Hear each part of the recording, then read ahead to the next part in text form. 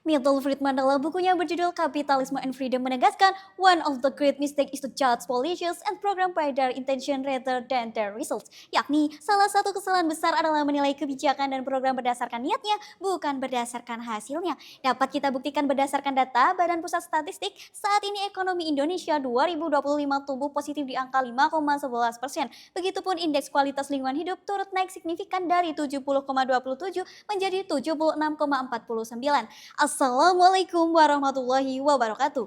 Shalom, Om Swastiastu, Namo Buddhaya, salam kebajikan untuk kita semua. Dewan juri yang terhormat, perkenalkan saya Siti Hasan selaku pembicara pertama dari tim Justisia. Adapun rekan saya Noval Ferdiansyah selaku pembicara kedua, serta Muhammad Nazwan selaku pembicara ketiga.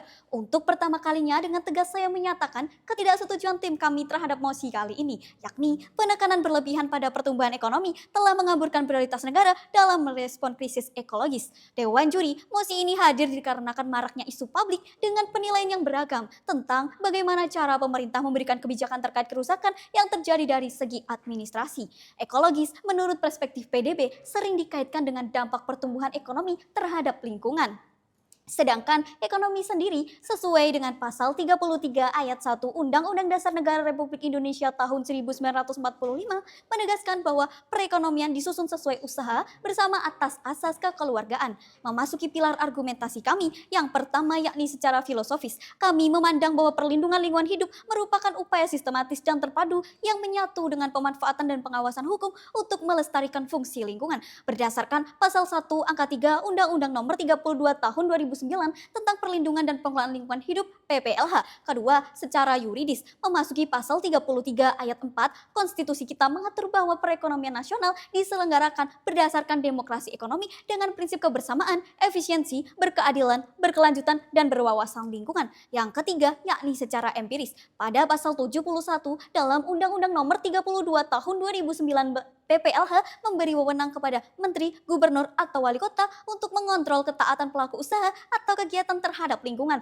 Selain itu, pada pasal 76 konstitusi kita tersebut juga mengatur sanksi administratif yang dapat diterapkan oleh mereka terhadap pelaku usaha atau kegiatan yang melanggar perizinan lingkungan. Efektivitas peraturan ini dapat dilihat pada data yang diunggah oleh BPS meningkat cukup signifikan di angka 5,11% pada tahun 2025. Begitupun di sisi lain, IKLH juga menunjukkan peningkatan dari tahun 2020 sampai 2025 yang meningkat sebesar 6,22 dengan produk domestik bruto 23 triliun. Kenaikan indeks ini adalah bukti nyata Dewan Juri bahwa pemerintah telah menjalankan mandat konstitusi. Maka dari itu Dewan Juri, kami menegaskan kembali bahwa mosi tersebut tidak sesuai regulasi pemerintah maupun data yang ada. Jika kita menelaah mendalam terkait relasi pertumbuhan ekonomi dan lingkungan hidup, hal tersebut menunjukkan bahwa narasi pengaburan prioritas yang disampaikan oleh tim pro adalah kekeliruan berpikir. Sebab pertumbuhan ekonomi bukanlah penghambat, melainkan prasyarat material yang menyediakan kapasitas fiskal, teknologi, dan instrumen hukum untuk mengeksekusi perlindungan ekologis secara masif dan sistematis. Tanpa ekonomi yang kuat, perlindungan ekosistem hanyalah khayalan yang mustahil dieksekusi secara operasional. Dewan juri yang arif dan bijaksana, kami tegaskan, posisi negara saat ini adalah melakukan sinkronisasi ambisius. Di satu sisi, negara mengejar target ekonomi melalui pertumbuhan 8% yang didorong oleh hilirisasi industri, penguatan UMKM, dan optimalisasi investasi asing. Di sisi lain, negara secara bersamaan menetapkan target ekologis menuju net zero emission melalui rehabilitasi masif mangrove, aktivasi pasar karbon, dan transisi ke ekonomi sirkular. Kebijakan hilirisasi berkelanjutan adalah bukti nyata di mana nilai tambah ekonomi digunakan untuk membiayai standar ekologi yang lebih tinggi. Untuk memperkuat standing posisi kami, saya membawakan 3 pokok argumentasi utama. Pertama, bukti bahwa prioritas ekologi tidak dikaburkan dapat dibuktikan melalui Indeks Kualitas Lingkungan Hidup atau IKLH Indonesia yang terus meningkat, bahkan berhasil melampaui target selama 5 tahun berturut-turut, hingga mencapai skor 73,53 pada tahun 2024. Hal ini juga diperkuat oleh Undang-Undang Nomor 59 Tahun 2024 tentang Rencana Pembangunan Jangka Panjang Nasional 2025 sampai 2045 yang menetapkan visi penurunan intensitas emisi gas rumah kaca hingga 93,5%. Komitmen ini dijabarkan lebih komprehensif dalam Perpres Nomor 12 Tahun 2025 tentang Rencana Pembangunan Jangka Menengah Nasional melalui misi Astacita yang mewajibkan kemandirian green economy dan penyelarasan hidup yang harmonis dengan alam. Selain itu, secara teknis Rencana Umum Ketenagalistrikan Nasional 2024 sampai 2060 menargetkan bauran energi baru terbarukan sebesar 73,6%. Demi mendukung target pertumbuhan ekonomi tersebut, dari sisi fiskal, APBN telah mengimplementasikan climate budget tagging, di mana realisasi belanja aksi iklim periode 2018 sampai 2023 mencapai 702 triliun. Bahkan pada tahun 2024 sudah dilontarkan sebesar 685 miliar, jauh melampaui target awal. Data empiris ini menggugurkan premis tim pro karena faktanya pertumbuhan ekonomi justru merupakan mesin pendanaan utama bagi pemulihan ekologi. Kedua, resiliensi ekonomi ekologi berakar pada konstitusi kita yang tidak pernah memisahkan ekonomi dari ekologi. Pasal 33 ayat 4 konstitusi kita secara eksplisit mewajibkan prinsip berkelanjutan dan berwawasan lingkungan sebagai pilar ekonomi nasional. Hal ini juga selaras dengan risalah sidang BPUPKI pada tanggal 15 Juli 1945, di mana Muhammad Hatta menegaskan bahwa pengelolaan modal negara harus menjamin kekayaan alam tetap terpelihara. Secara teoritis, fokus ekonomi ini adalah jalan mencapai titik balik dalam teori environmental Kuznets curve yang dikemukakan oleh Simon Kuznets, di mana peningkatan pendapatan per kapita akan mendorong transisi menuju teknologi rendah karbon dan tuntutan publik atas lingkungan yang lebih bersih. Penguatan sistemik ini dipertegas melalui Undang-Undang Nomor 6 Tahun 2023 tentang Cipta Kerja. Apabila kita melihat naskah akademik undang-undang tersebut, integrasi izin lingkungan ke dalam perizinan berusaha dilakukan untuk menciptakan efek domino penegakan hukum, yang mana jika standar lingkungan dilanggar, maka seluruh operasional bisnis otomatis batal demi hukum. Selain itu, Undang-Undang Nomor 7 Tahun 2021 tentang harmonisasi peraturan perpajakan, tepatnya pasal 13 yang memperkenalkan pajak karbon sebagai instrumen yuridis preventif. Naskah akademik Undang-Undang HPP menjelaskan instrumen ini sebagai pajak Pigovian untuk memaksa pelaku ekonomi melakukan internalisasi biaya kerusakan lingkungan ke dalam sistem pasar dengan tarif yang terukur. Selain itu, Mahkamah Konstitusi melalui putusan nomor 36 tahun 2012 dan putusan 37 tahun 2021 secara konsisten menjaga agar kewenangan ekonomi tidak melanggar tata ruang dan kelestarian ekologi. Mahkamah Konstitusi bahkan memperluas hak gugat lingkungan melalui putusan 119 tahun 2025 yang memastikan masyarakat memiliki perlindungan imunitas yang biasa disebut anti-SLAPP saat mengawal agar pertumbuhan ekonomi tidak pernah mengaburkan prioritas ekologis negara. Pertumbuhan ekonomi harus diarahkan sebagai motor kelestarian melalui dua langkah solusi. Yang pertama, secara preventif, penguatan risk-based approach dan penandaan anggaran iklim agar pengawasan serta pendanaan mitigasi berjalan konsisten. Serta yang kedua, reinvestasi pendapatan nilai ekonomi karbon dan pajak karbon untuk restorasi ekosistem serta penerapan denda yang melebihi keuntungan pelaku usaha. Pada akhirnya, tanpa kapasitas ekonomi, keadilan ekologis sulit terwujud. Pertumbuhan ekonomi justru menjadi alat negara untuk menjaga kepastian hukum dan ketahanan ekologis. Sehingga tidak ada bukti yang kuat untuk membuktikan atau mengatakan negara mengaburkan prioritas terhadap perlindungan ekologi. Mosi tidak selalu menjadi solusi, bangga menjadi tim kontra. Indira Gandhi sebagai mantan Perdana Menteri India pernah mengatakan, "Poverty is the worst form of pollution." Tanpa fondasi ekonomi yang kuat, komitmen ekologis hanyalah retorika tanpa tenaga. Dewan Juri yang terhormat, rekanku dari tim pro serta insan yuris yang berbahagia. Dengan ini kembali kami tegaskan bahwa kami berpegang teguh atas legal standing kami. Sedari awal, pembicara pertama dan kedua kami telah menunjukkan bahwa pertumbuhan ekonomi bukanlah sekedar pilihan, melainkan urgensi fundasional yang menentukan kapasitas kita dalam mewujudkan perlindungan ekologis, serta membuktikan secara konstitusional dan yuridis bahwa negara tidak pernah memisahkan ekonomi dan lingkungan. Tim pro tampaknya menutup mata terhadap fakta konstitusional bahwa pertumbuhan ekonomi di Indonesia tidak pernah berjalan tanpa batas.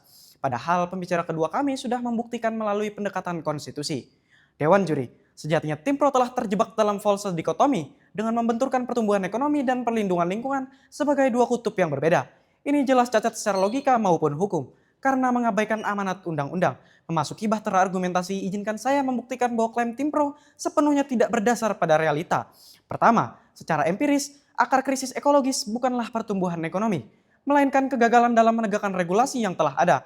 Dalam memperhatikan nilai strategis dan melaksanakan penegakan hukum di sektor sumber daya alam, KPK telah membentuk Gerakan Nasional Penyelamatan Sumber Daya Alam yang biasa disebut GNPSDA.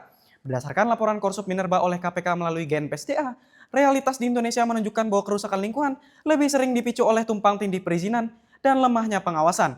Artinya, Dewan Juri, persoalan utama bukan pada pertumbuhan ekonomi, melainkan pada governance failure atau kegagalan dalam mengelola pertumbuhan tersebut. Bahkan dalam periode ketika pertumbuhan ekonomi melambat, persoalan ekologis seperti deforestasi tetap terjadi. Ini menunjukkan satu hal yang sangat jelas, Dewan Juri, bahwasanya pertumbuhan ekonomi bukanlah variabel tunggal dalam krisis ekologi. Kedua, secara global justru negara dengan ekonomi kuat seperti Jerman memiliki kapasitas ekologis yang lebih baik. Dalam literatur North American Free Trade Agreement, sebagaimana telah dijelaskan oleh pembicara kedua, terdapat teori environmental Kuznets curve yang dimana teori ini menjelaskan bahwa pada tahap awal pembangunan memang terdapat tekanan terhadap lingkungan. Tetapi ketika pendapatan negara meningkat, justru kualitas lingkungan ikut meningkat melalui teknologi dan regulasi. Ini sesuai dengan laporan kenaikan produk domestik bruto dan peningkatan indeks kualitas lingkungan hidup yang dimana dalam 5 tahun terakhir, PDB dan IKLH meningkat secara beriringan. Lantas mengapa argumentasi tim pro bertolak belakang dengan data tersebut, Dewan Juri? Izinkan saya membuka lebih lebar cakrawala perdebatan kali ini dengan mengkomparasikan negara yang berhasil menangani krisis ekologis tanpa mengesampingkan pertumbuhan ekonomi. Maka dari itu, Dewan Juri sebut saja Jerman yang mampu melakukan investasi besar-besaran pada energi terbarukan dan menutup pembangkit listrik berbasis batu bara tanpa mengguncang stabilitas ekonominya. Kemudian, Norwegia juga menunjukkan hal serupa. Tidak terhenti pada negara Eropa, bahkan negara tetangga seperti Korea Selatan, Singapura, dan juga Malaysia berkomitmen menjaga ekologis melalui ekonomi. Jika benar pertumbuhan ekonomi selalu mengaburkan prioritas ekologis, maka negara-negara tersebut seharusnya menghentikan pertumbuhan ekonomi. Namun yang terjadi justru sebaliknya, Dewan Juri. Artinya, yang menjadi masalah bukanlah pertumbuhan ekonomi, melainkan bagaimana pertumbuhan tersebut dikelola secara ekologis. Sebagaimana dalam dokumen Second National Determined Contribution 2025 yang menunjukkan bahwa Indonesia membutuhkan pendanaan iklim sekitar 285 miliar US dollar hingga tahun 2030, sementara laporan alokasi dari Kemenku baru mencapai sebagian kecil dari kebutuhan tersebut. Dewan Juri, solusi yang kami tawarkan bukanlah mengurangi pertumbuhan ekonomi, melainkan mengawal pertumbuhan tersebut agar terus berkelanjutan.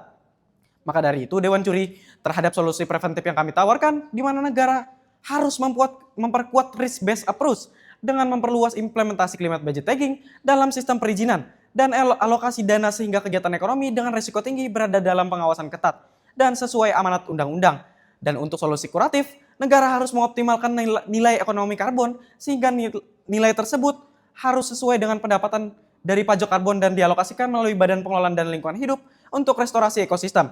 Seperti halnya Bursa Karbon Indonesia yang telah diluncurkan pada September 2023, tepatnya di Provinsi Kalimantan Tengah, yang membiayai restorasi ekosistem hingga 2024. Kedua, perlu diterapkannya mekanisme mandatory environmental restitution, yaitu denda lingkungan yang nilainya jauh melampaui keuntungan ekonomi dari pelaku usaha tersebut. Dewan Juri yang terhormat, menjadi jelas bahwa narasi tim pro yang menyatakan bahwa pertumbuhan ekonomi telah mengaburkan prioritas ekologis adalah kesimpulan yang keliru secara filosofis, konstitusional, maupun empiris. Maka dari itu, Dewan Juri, mosi tidak selalu menjadi solusi. Setelah kita melewati perdebatan hari ini dari sudut filosofis, konstitusional hingga empiris, satu kesimpulan menjadi sangat terang, Dewan Juri. Narasi yang menyatakan bahwa penekanan pada pertumbuhan ekonomi telah mengaburkan prioritas ekologis adalah premis yang keliru sejak awal. Pembicara pertama kami telah menunjukkan bahwa Konstitusi Indonesia tidak pernah memisahkan ekonomi dan ekologi. Pasal 33 ayat 4 Undang-Undang Dasar Negara Republik Indonesia tahun 1945 secara tegas menempatkan prinsip berkelanjutan dan berwawasan lingkungan sebagai fondasi penyelenggaraan perekonomian nasional. Artinya, sejak dalam desain konstitusinya, ekonomi dan ekologi tidak pernah diposisikan sebagai lawan, melainkan sebagai dua pilar yang harus berjalan bersama. Pembicara kedua kami kemudian membuktikan bahwa dalam praktik kebijakan negara, pertumbuhan ekonomi justru menjadi kapasitas material untuk menjalankan agenda ekologis melalui pendanaan iklim ratusan triliun rupiah, climate budget tagging, transisi energi, serta kebijakan menuju net zero emission, Dewan Juri. Sehingga selain itu, data empiris bahkan menunjukkan indeks kualitas lingkungan hidup yang terus meningkat di Indonesia, yang mana membuktikan bahwa pertumbuhan ekonomi tidak mengaburkan prioritas ekologis, melainkan memberikan sumber daya untuk memperkuat hal-hal yang berkaitan dengan ekologis itu sendiri. Pembicara ketiga kami selanjutnya menegaskan bahwa akar persoalan krisis ekologis bukanlah pertumbuhan ekonomi itu sendiri, melainkan kegagalan tata kelola dan penegakan regulasi. Sejarah kebijakan publik di banyak negara menunjukkan pola yang sama. Ketika kapasitas ekonomi meningkat, negara justru memiliki kemampuan lebih besar untuk mengembangkan teknologi hijau, memperketat regulasi lingkungan, dan memulihkan ekologis itu sendiri, Dewan Juri. Inilah yang dijelaskan dalam Environmental Kuznets Curve, di mana peningkatan kesejahteraan ekonomi justru membuka jalan bagi kualitas lingkungan hidup yang lebih baik. Dewan Juri yang arif dan bijaksana, krisis ekologis adalah persoalan nyata. Namun, solusi terhadap krisis tersebut bukanlah melemahkan pertumbuhan ekonomi, melainkan mengelola pertumbuhan itu secara ekologis, berkelanjutan, dan berkeadilan. Maka dari itu, kami mengajak Dewan Juri untuk seperahu dengan kami menolak mosi perdebatan kali ini. Mosi tidak selalu menjadi solusi.